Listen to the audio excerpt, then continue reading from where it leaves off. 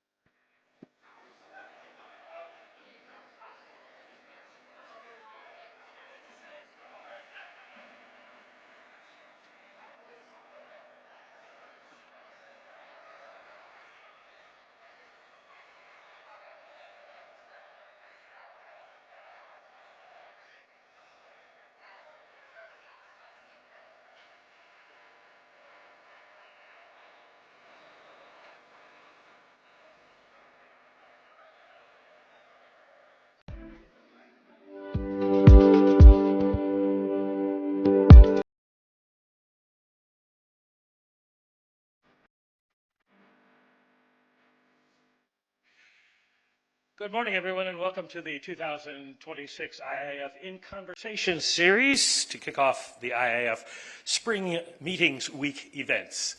Tim Adams certainly knows how to throw a party.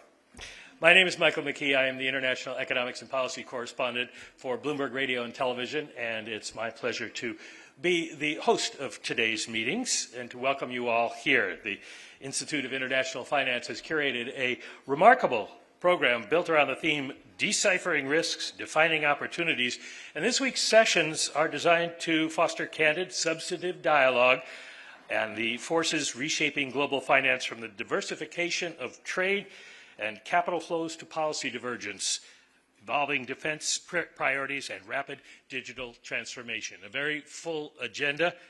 We're delighted to welcome a distinguished group of speakers who have generously shared their time and expertise. It's wonderful to have them and to have all of you here. And now it is my pleasure to introduce Tim Adams, the President and CEO of the Institute of International Finance.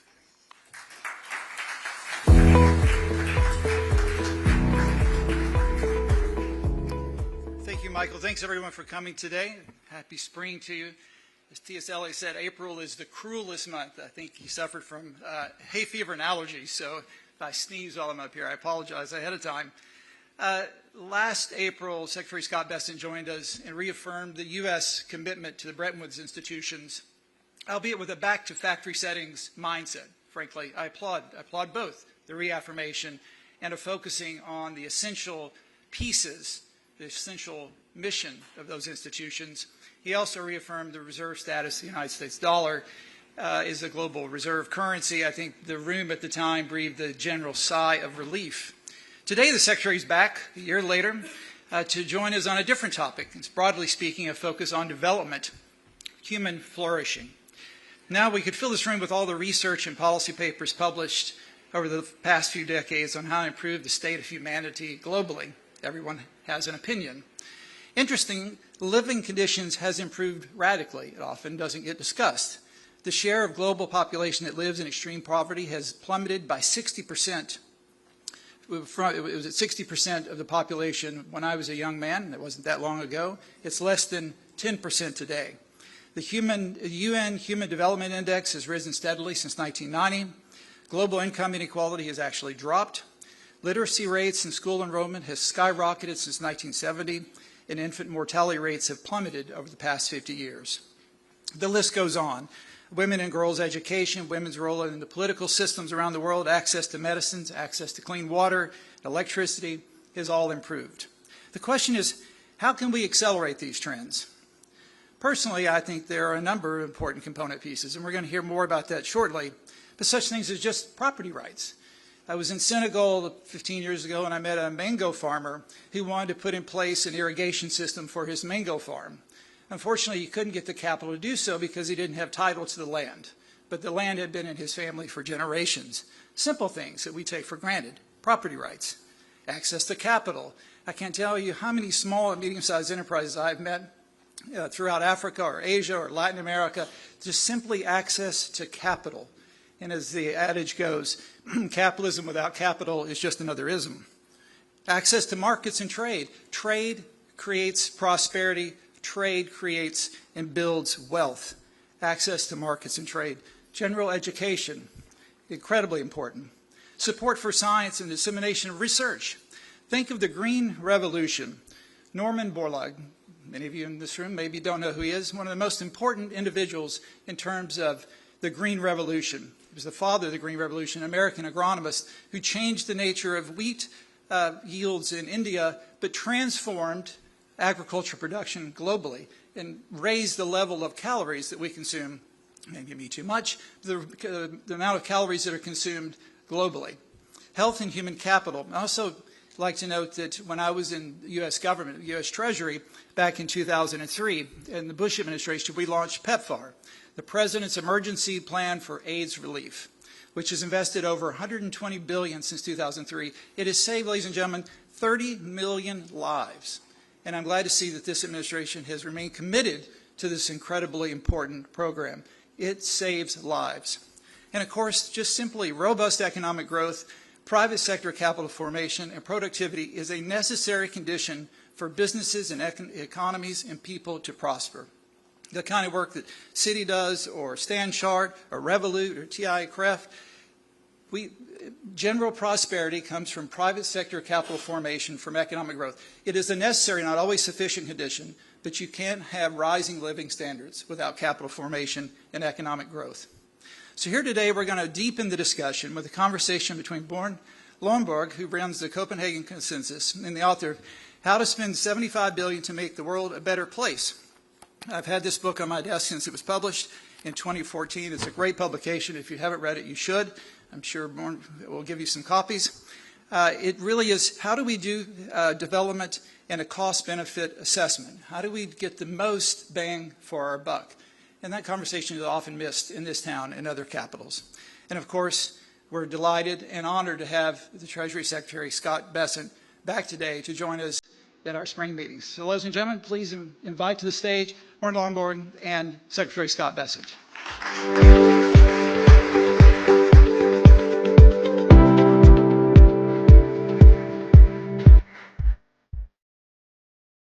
Thank you very much. And Tim, you kind of took away all our talking points. So, Mr. Secretary, it's great to have a conversation here today about the World Bank and the IMF here at their spring meeting. The goals of these institutions, of course, is to accelerate global development, drive economic growth, and lift billions of people out of poverty. And these goals remain vitally important. Unfortunately, many development institutions now prioritize Western elite issues like gender, social topics, and climate change over what the world's poorest people need and want: better education, health care, and reliable energy. Nowhere is this disconnect more clear than in their climate fixation. In the latest year, 48% of the World Bank's financing went to so-called climate finance, up from 44% the year before and exceeding their own 45% target. I suspect the reason why elites are so climate-focused is because they correctly see the poor as more vulnerable to climate impacts. But remember, poor people are more vulnerable to every impact. They're more vulnerable to disease, to hunger, to bad education, to corruption. The World Bank and the IMF need to get back to making rational priorities. For instance, using cost-benefit analysis, as Tim also just mentioned. These organizations used to lead the world in cost-benefit analysis. As I've argued for a long time, and the reason I think we're having this conversation now, is that we need to scrap these climate targets and get the World Bank and IMF back to their core missions. In your speech here last year at the IIF, you made this exact point, and you called on the World Bank and the IMF to refocus on their core missions. In your view, how has the bank and the fund responded, and what more do they need to do? Good. Well, Bjorn, thank you. And good to be back here a year later to talk a little about a report card for the multilateral banks, and to also, the U.S. leads the G20 this year, and I can tell you that our agenda is growth. We believe in the U.S. that the biggest risk to financial stability is a lack of growth. When I look at the choices, say, that Europe has made, that they unable to follow the Draghi report from Mario Draghi on how to increase growth. The EU was originally the European Economic Union, and it was meant to facilitate trade among the members, make it more seamless, create more prosperity, and it turns out that it's probably been a hindrance. In terms of the IMF and World Bank, I'm informed by the Grace Hopper, who was the first female admiral in the U.S., who I was a big fan of. She has some great sayings. Two of them, one is, the most dangerous words in the English language are because we've always done it that way. And the second is, the way to get things done is to get things done. And I think we need to step back and look at the IMF and World Bank, their core missions.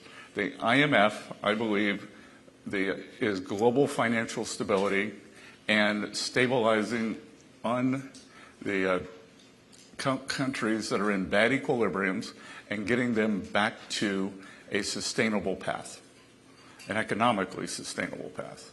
World Bank is to pull people out of poverty. And we cannot have, as Bjorn said, these kind of elite beliefs get in the way. And if we think about, I go back and I think a lot about this Nature magazine article that came out in April 2024 that became the guiding principle for so much of the climate beliefs that GDP was going to be 60% lower by the turn of the century. And then, so it was the gospel for 18 months, and then it was refuted. So everything was based on that. So, I don't think that we can have this kind of short-termism. I think we have to stick with core principles, and I do think we are starting to see at the World Bank, they are starting to take more for energy abundance and all of the above tact. They have now gotten on board with nuclear energy. I'm not sure why it ever went away. And then the IMF, I think, needs to lead by example, probably get rid of their golf course out in Maryland, and which I said last year, and focus on global imbalances. Because I can tell you, like this slow motion buildup of global imbalances after a lack of sustainable growth is the biggest risk. The world cannot take a China with $1 trillion trade surplus. And I think you're absolutely right. And one of those points that we believe somehow that climate is so important that we need to do everything. That the nature study that you mentioned that suggests that we could lose 60% of global GDP if we didn't fix climate change, which later turned out to be wrong. But of course, the point is, if that was really true, it should have been rich countries spending rich country money on dealing with climate change. But that's not what's happening. It's mostly rich countries deciding to spend poor people's money through the World Bank and the IMF badly. And this is not what the world's poor are telling us that they want. So I had the fortune to work together with Nobel laureate Tom Schelling, and he often asked the very simple question, how do you best help poor people? Through development policy or through climate policy? Remember, climate policy costs hundreds of trillions of dollars, and it shaves off a tiny fraction of a degree in a century's time. Development policy, like avoiding death, costs just billions or maybe even just millions of dollars and save lives right now. And that, of course, is why development policy often is much, much better if you actually want to help poor people. And, of course, it also builds much more resilience. Look, a hurricane that hits poor Haiti kills hundreds of people. The same hurricane hitting rich Florida kills virtually no one, because prosperity protects people. And so we need to get this conversation back, and I think this is exactly where the IMF and the World Bank needs to get back to their core missions. I think it has to be resiliency, supply chains. Again, I think both the IMF and the World Bank have an important role in understanding this debt loop and downward spiral that many countries are in. Several countries, one in particular, have done the equivalent of a loan-to-own program with a lot of these countries, and there's a lot of undisclosed debt. There are a lot of tolling arrangements that are unfortunate, and I think only these multilateral banks can effectuate that. But again, I do want to congratulate them. The IMF was willing to say this time it's different with Argentina, and Argentina's been a fantastic success. They're accumulating reserves every day as we speak. The tens of millions of people there that are being brought out of poverty.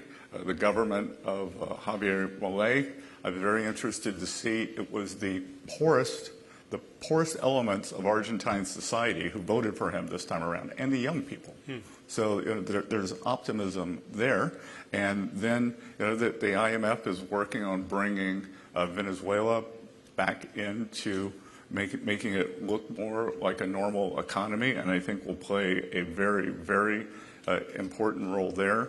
And the World Bank leadership in terms of energy and unlocking resources and stability for the very poorest countries, I think is back on a good trajectory. Yeah. If you don't mind, I'll pick you up on that energy point, because last October you withdrew the United States from the Green Climate Fund because, in your words, their goals run contrary to the fact that affordable, reliable energy is fundamental to economic growth and poverty reduction. And I think that sort of shows the general point of, we often forget how energy really powers modern life. It warms us in the winter, it cools us in the summer, it transports us. I mean, I look around this room and I think pretty much everyone is from somewhere else, and this is what energy does. Energy allows us to live better than kings of the past. Energy really is prosperity. Yet, the climate fixation that we've been talking about means that both the World Bank and the IMF has pushed for a rapid shift away from fossil fuels and towards renewables, and for total ban on fossil fuel investment. And I think they need a reality check. There is no transition taking place.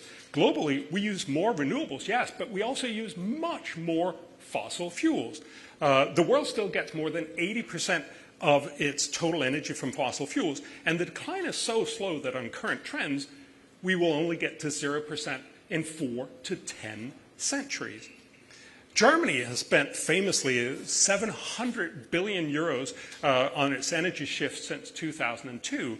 Electricity prices have more than doubled, and yet Germany's energy is still 79% fossil fuels. China produces most of the world's solar panels, wind turbines, and electric cars, but much of this, of course, is produced with coal. China's energy is still 87% fossil fuels. I would say a Chinese EV is a coal-powered vehicle. A lot of it is in China, and of course, especially some places which are driven enormously on coal, for instance, India. They emit more. But the real point, I think, is that poor countries want to get rich like China did. They want to use more energy, and much of this will be fossil fuel. They don't want to copy Germany, and they don't have 700 billion euros to blow on climate policies. So forcing poor nations into renewables that even rich Germany or China aren't achieving is just simply hypocritical. In your IIF speech last year, you called on the World Bank to focus its efforts on expanding developing country access to reliable and affordable energy, and you criticized its climate targets. You noted that the IMF devotes disproportionate time and resources on climate, even though it's not part of the fund's mission. So what have you seen from the bank and the fund in these areas since your speech, and what more do you expect from them? Again, as I said earlier, I think the World Bank has made a good pivot. They are now pushing, or they are a proponent of nuclear energy. I'm not sure how that wasn't considered a renewable for so many years. I mean, if you look now, France is powering the European energy grid, and their reactors are running the full blast. And they're also one of the cleanest. And it's one of the cleanest, but when you think, the Europeans got into this terrible recursive loop because they decided to turn off their nuclear energy. The Germans became more dependent on Russian crude, and then the Russians were selling them the crude to finance the war against them. So, but I do think that the World Bank is moving to an all-the-above energy process and program, and again is getting back to the core mission of lifting people out of poverty. And I would just say too, I always find it's very good to follow not only what people say but what they do. And Bill Gates who for a long time had pushed this climate agenda, again has also changed tact. And if you read his recent speeches, he believes we're going to innovate our way out of this. And if you look, I think the Gates Foundation has something like $13 billion of investments in energy innovation. And look, no one's expecting Deus ex machina one day and everything will be fixed. But in the U.S., we were going to run out of everything. Well, we're going to run out of everything, but we were going to run out of the crude derivatives, and then fracking was invented, and now the U.S. has the larger reserves than Saudi and Venezuela. On the other side, the IMF, I think, getting back to this message of stability, of monitoring global imbalances, of stepping in early, and I didn't always agree with Ben Bernanke's monetary policy, but what I always admired with Federal Reserve Chairman Bernanke was he had a framework, and you could almost see if you ask him a question, he ran it through his framework, and everything was always consistent with Chair Bernanke. And I think with the IMF and the World Bank, the framework needs to always be consistent. Yeah. I think, and on the Bill Gates point, I think really two things stand out. First of all, the innovation point that you just made. I mean, this is what has always solved the problem. Tim mentioned the green revolution that we had in the 1970s when we worried about running out of food. Remember, we didn't fix the problem of the world not having enough food by telling everyone, I'm sorry, do you mind not eating as much, and then we'll send it down to whoever it is that we worry about. The point was that we innovated a way to generate much more food. And of course, we'll do the same thing with climate. We are going to solve big problems through innovation. That's how we've always done it. But I think another point that Bill Gates made, which I think is incredibly powerful and useful when you talk about climate change, is he said, we've for so long been talking about climate as if the point is to cut carbon emissions or to reach a certain temperature limit. No, the point is to make the world better for humans. And there, the question is, do we make the world better for humans by cutting carbon emissions by whatever tons? Or do we make it better by, for instance, making sure small children don't die? Or that children get better educated in school? There's so many other ways that we can also do this. And this, of course, reflects back on the IMF and especially the World Bank on what can be done. And there are just so many incredible things that we can do first. Yeah, again, I think keeping the main thing and not getting distracted because it feels good, it's convenient, it's kind of part of the Davos consensus, which much of the Davos consensus seems to have been shattered. Yes. So I want to just take us to our third and last point and talk about trade-offs. Because all international financial institutions need to get back to the core point of trade-offs. Look, the money that the World Bank spends on a solar panel can't be invested in healthcare or education. And the world's poor tell us very clearly not to focus on climate first. When Africans are asked in the Afrobarometer on what worries them the most, climate change came almost at the bottom. A vast survey of more than 50,000 Africans across 39 countries found that climate change ranked 31 of 34. The top concerns are not surprising. There's unemployment, the economy, health, education, poverty, roads, electricity, hunger, and corruption. Then it goes on for a long time until you get to 31, which is climate change. When your child might die tonight from a preventable disease, no family cares about shaving a fraction of a degree off global temperatures in a century from now. Elected leaders of poor countries tell us the same thing. In a large survey of low and low middle income countries, they show climate ranks 12 of 16 issues. Even the World Bank's own client surveys show climate ranks low. So international financial institutions should get back to focus on their strengths. As you've said, the World Bank should focus on poverty reduction and the IMF on macroeconomic stability. But the world's poor are very clearly saying, don't focus on climate first. So from your perspective as Treasury Secretary, how do you view the international financial institutions and their effectiveness in general, and the bank and the fund specifically? Again, and you know, I would also highlight that it's not a unique survey item among the world's poorest. Germany instituted very, very strict remodeling and rebuild requirements for German households. So you had to spend, I can't remember, it was 30, 40, 50,000 euros to upgrade to a more green house, and they're all getting voted out. Yep. So like, privation is not a good motivator. But again, I do think that we are determined, as I said last year, with the multilateral institutions, the banks, the U.S. wants to be in it to win it. We want to be good partners. America first does not mean America alone, and we want to go back to basics.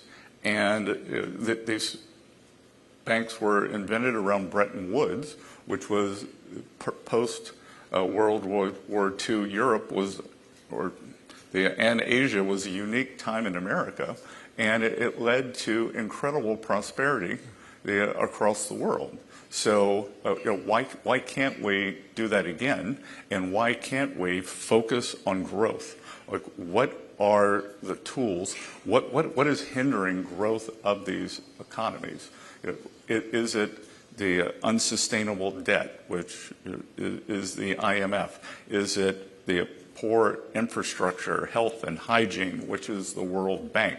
Because I think for a time we kind of skipped the foundational elements and tried to jump to something else, kind of luxury beliefs, in terms of if a government was not able to fund itself, or if people were not able to feed themselves.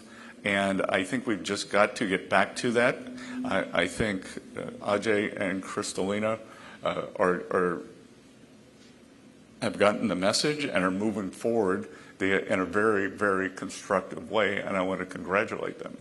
Yeah, no, that's great. And again, when you have to decide what to do, obviously, I'm an advocate for cost-benefit analysis, so I'm going to be sitting and saying they should be looking at it. But really, if you think about it, the World Bank and IMF used to be world leaders in cost-benefit analysis, and it makes sense. If you only have limited money, if you have to think about trade-offs all the time, you have to ask yourself, where can we spend scarce resources and do the most good in the world?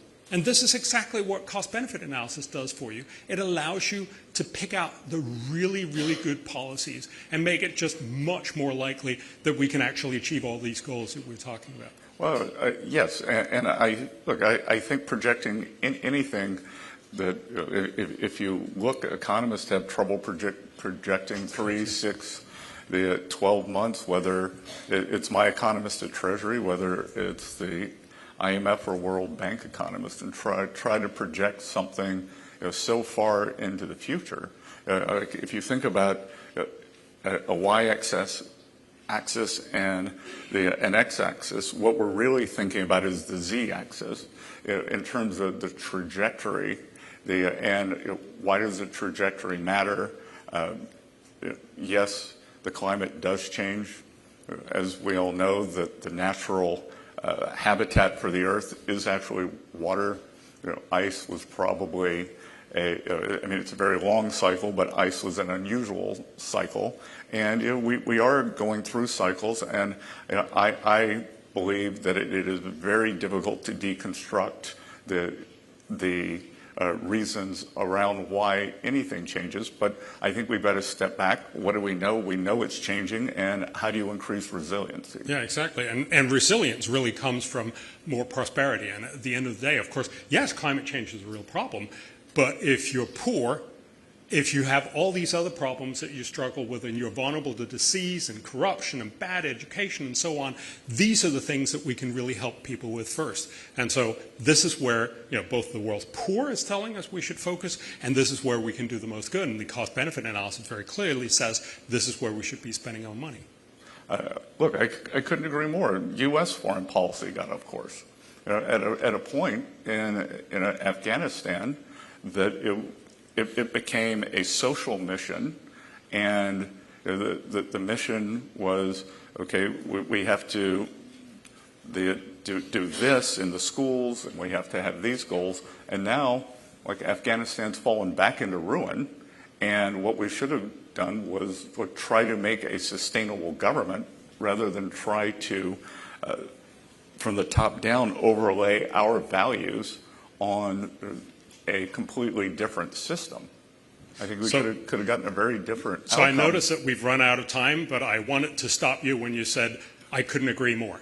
Right.